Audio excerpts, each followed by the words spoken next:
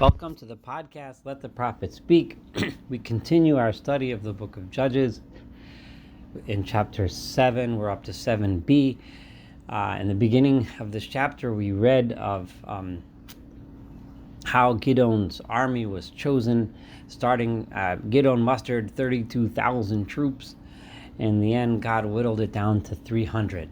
God wanted to make sure Gideon and the people knew and understood that this victory belonged to God and God alone, and it wasn't because they had a mighty, big, strong army.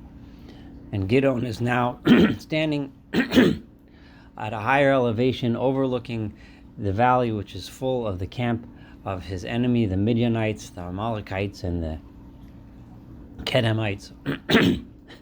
And Gideon is standing with his 300 faithful, strong soldiers together with him.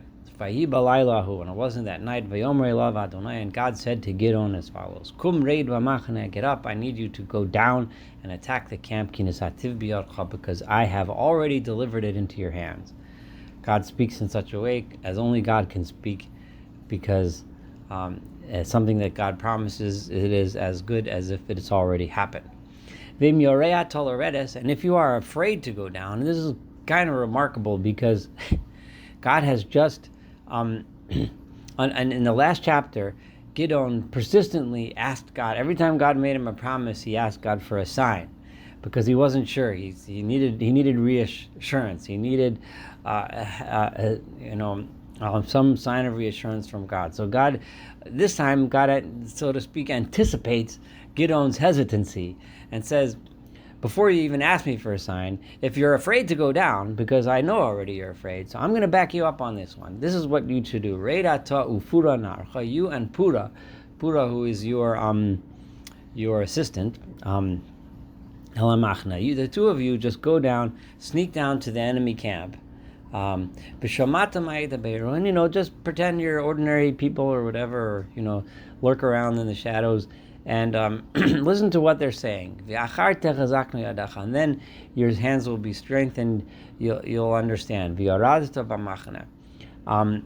you will be able to attack and defeat the camp. And he and Pura, his assistant, went down to the edge where the soldiers were guarding the camp. Now, this is going to be interesting, because before Gideon was asking for miracles. God gave Gideon miraculous signs. Here, what God is going to do is really give Gideon the opportunity to understand what the morale of the camp is, and understand how, with just 300 soldiers, he can attack and win and this entire massive army. So we're not going to see, and I'm kind of giving this away, but we're not going to see some miraculous sign here. And what this is very important, what God is telling Gideon is that you don't need miraculous signs to know and understand that God is behind you and God is with you. You don't need fire descending from heaven, or in the case of Gideon earlier on, we had the fire from the staff of the angel consuming the food, or the miracle of the wet wool and in the granary, or these miraculous signs. You don't need them, but rather you have to be able to see God in the world that is around you. You have to see God in everyday events and everyday occurrences, that even amazing, incredible things can happen without open miracles. Only someone who believes that can be. The person who believes that is a person who lives that, is a person who is also the opposite of an idol worshiper. An idol worshiper who looks for miracles, who looks for magic, who looks for all sorts of incantations and rituals to manipulate the gods. Here, God is going to be telling Gideon, you don't need magic. What you need is good strategy. What you need is the right people. What you need is, and if we go with the Ralbag's explanation of those who didn't put their faces into the water, that they were strong. They were brave. With 300 brave people, you can accomplish a lot if you put your minds to it and do it right. So let's see what happens when Gideon and Purah are eavesdropping. Midian va'Amalek v'chol b'nei Kedem. Midian and Amalek and all of the Kedemite people, Noflim ba'emek, they had all settle down or spread down over this entire valley, ka'ar belarov, like locust, covering this entire valley. You couldn't even count the numbers of their camels. Kachol she'asfas hayam larov, like the sand at the edges of the sea. That's how much there were people and camels. And vayavo Gideon v'hinei ish misaper l're'eho, and Gideon comes and he's listening, and he overhears a man speaking to his friend Chalom, a dream that he had. Vayomer, and he says, Hinei Chalom cholamti, I dreamed a dream as follows. V'hinei tzlil lechem se'ora mishapech b'machane Midian. There was a loaf of barley bread that was flowing, that was bouncing around, flipping around throughout the camp of Midian. Vayavo ad ha'oel, and it came all the way to the tent. Presumably this would be like not just any tent in the camp, but a tent of one of the leaders, of the leader Vayakeo, and it struck down the tent Vayipol, and it fell. Vayahavcheu lemala, and it turned the tent upside down, v'nafal ha'oel, and the entire tent collapsed. Now, the sign of a loaf of barley bread is a poor man's bread. It's not the fancy bread, but it's a poor man's barley bread. Rashi points out, of course, the lechem se'orim reminds us of the karban ha'omer, the omer sacrifice that's brought on Pesach, on the holiday of Pesach, Passover. But regardless, clearly the people were afraid, and they realized the weakness of their camp, that one a loaf of barley, which was a symbol of the people of Israel and their leader, the simple poor people that from whom they were stealing all of their barley. Remember, this is the Midianites would raid the Israelite farmers and take all of their produce, take their barley away. That barley is now going to come back to haunt them. This is classic dreams where people realize that the things that they are most threatened by are the things that come back to haunt them. So it's that very barley that they were stealing which is going to come back and tear apart the whole thing. Even just one loaf will knock down the entire camp. Vayan re'ehu, and his friend said, and he understood immediately what the meaning of this dream was. Vayomer ein zos biltiim cherav Gideon ben Yoash ish Yisrael. It must be referring to the sword of Gideon, the son of Yoash, the man of Israel. So they already knew Gideon's reputation has already preceded him. Even though he hasn't really waged any war yet, he hasn't had any military victories, but they knew that he was leading troops to come and attack them. Nasan Elohim biyado es Midian was called Machne. God has put in his hand the entire Midian and the entire camp, so we're doomed.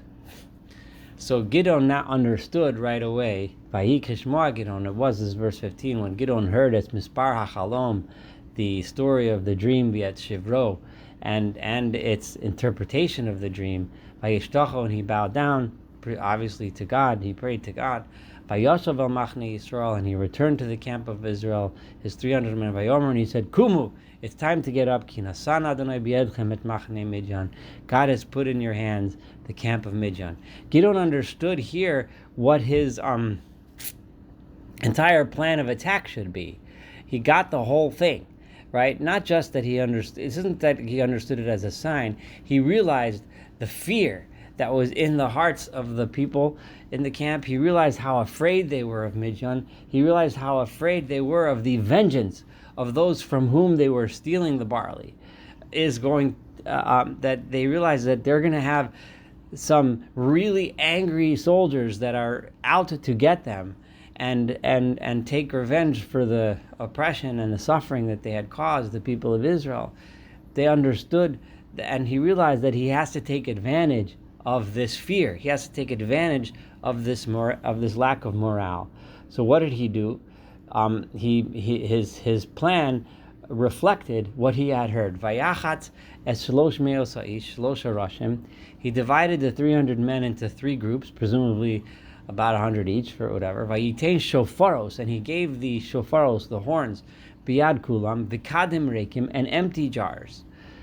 I always wondered if these empty jars might have been the jars from which those that did not stick their face in the water filled with water and brought it to their mouths. If so, that would be just a sign showing that these were the strong people. But we'll see in a minute what the importance of the empty jars were. V'lapidim, and torches within besoch hakadim, within each jar. So by putting the torches in the jars, the light wouldn't be visible, so the people could sneak up on the camp. And we'll see what they'll do with the torches when they get there. But so this is what they are armed with. Presumably they also had other weapons, but here they are armed basically with horns, empty jars, and torches. Vayomer aleim, and he said to them, Mimeni tir'u v'chein tasu. I want you to watch what I do, and this is what you should do. V'nei anochi bo b'ktzei hamachna. I'm going to get to the edge of the camp. Vayok kasher esek kein tasun. Exactly as I do, that's what you should do. Gideon acting as their leader. V'tokati b'shofar. Anochi v'chol asher iti. I and the men with me will blow on our horns. Utikatem, and immediately you also b'shofar, you blow with your horns. Gamatem sevivot kol hamachna, around the entire camp. Gideon understood the scare tactic. If he surrounds the camp with horns, and remember it's nighttime, then the people in the camp it'll appear to them as if they're being attacked from all sides by a massive army, and they didn't know, obviously, that there weren't 32,000 people and there's only 300. V'amartem, and I want you to call out L'Adonai u'leGideon. This is for God and for Gideon. Now, Gideon understood that they were afraid of Gideon because he had overheard them. He understood that by using his name, he can help sow fear into the camp of the enemy. But this also has a slight hint of pride, which is a slight hint of a flaw, which I kind of hinted at in the beginning. In other words, would they have had the same effect had the people just called out for God? My guess is that probably would have. And making this into something about Gideon, when Gideon overheard that conversation and heard that they were afraid of Gideon, and when he saw that barley bread, he heard about the barley bread in the dream and thought of that as representing himself, we start seeing a little bit of a hint of how this is getting to his head. But that's just a suggestion, but I think it'll bear out as we keep reading of Gideon's life. Vayavo Gideon u'mea ish asher ito b'ktzei hamachna. And Gideon and the 100 people, so now we learned that there was indeed 100 people per group. They get to the edge of the machna, and they get there at the time of the changing of the guard, Rosh ha'ashmoret hatichona, at the beginning of the middle watch. So the nighttime is divided into ashmorot, watches, and the beginning of the middle one, presumably it's 3 watches, so there's one, and then the second one is the middle one. It's the beginning of that watch. Ach hakem hekimu et hashomrim, and as soon as the new guards get up and take their posts, so it's at their most vulnerable time, they're not yet watching, they're just literally getting up to their posts, about to start doing their watch. Immediately, vayitku b'shofaros, they started blowing it. V'nafotz hakadim asher b'yadam, and started to smash the jars. So it's basically noise tactics. I remember hearing that during the Israel's War of Independence in 1948, how many of the weapons that were used were very ineffective, but they made a lot of noise. The famous Davidka gun, which was a gun that was extremely ineffective as a weapon, but it made so much noise that it scared the enemy, or even that they sometimes would drop seltzer bottles from airplanes to sound like bombs when they smash. It was a very similar tactic here, smashing the jars and blowing horns at a time when the watch was not organized and not ready, So Vayitku Shloshes Arashim, the three groups, this is verse 20, blew with their horns, Bashofaros, Vayishbru Akadim, and they smashed the jars, Vayachaziku Biad Smolam Belapidim, and in their left hands they held the torches, Uviyad Yaminam, in their right hands Hashofaros Litkoa. So the torches are now creating this environment of fear. Vayikru Cherev Ladonai Gideon, and they called out, the sword is for, remember, they didn't even have a sword in their hands, but this is what they call out. The sword is for God and for Gideon. The people called out the name of God and the name of their leader Gideon. Vayamdu ish tachtov saviv lamachane, and they didn't even attack. They stood in their place, surrounding the entire camp.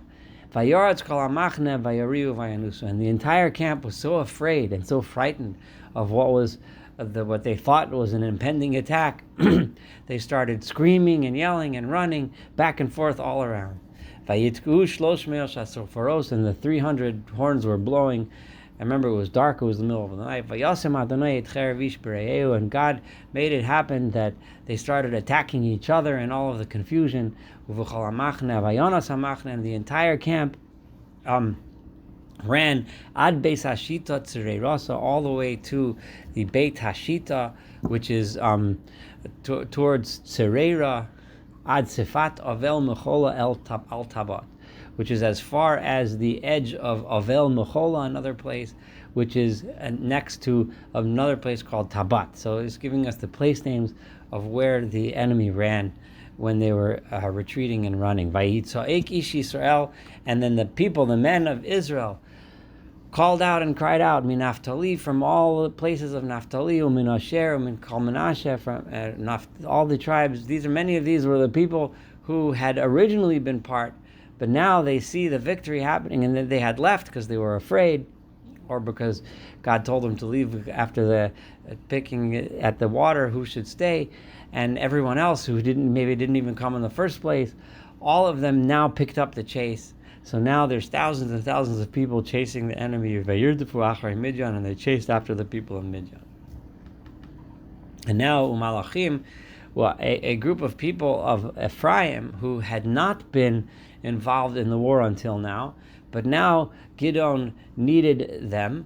So because the Midianites were running towards Ephraim territory, so therefore he says, Gideon sent messengers throughout the entire mountainous region of Ephraim, Lamar, saying, Redu across Midian, I need you to go down and confront the Midianites, and I need you to capture all of their water sources. I don't, because if they can have access to their water sources, they might be able to regroup and attack. So you need to secure the water sources so that they keep running and get out of here. Ad Beis Bara v'Yasayardin, all the way down to Beit Bara and the entire Jordan. I need you to make sure they don't get access to the river water, etc. Vayitzo'ei kol ish Ephraim v'yilkedu es hamayim, and the people of Ephraim rallied and captured the water sources ad Beis Bara v'Yasayardin, all the way to those places, Beis Bara and the Jordan River. Vayilkedu shnei sorei Midian, and they captured the two kings of Midian, et Orev v'et Ze'ev, whose names were Orev and Ze'ev, both animal names, Orev being a raven, Ze'ev being a wolf.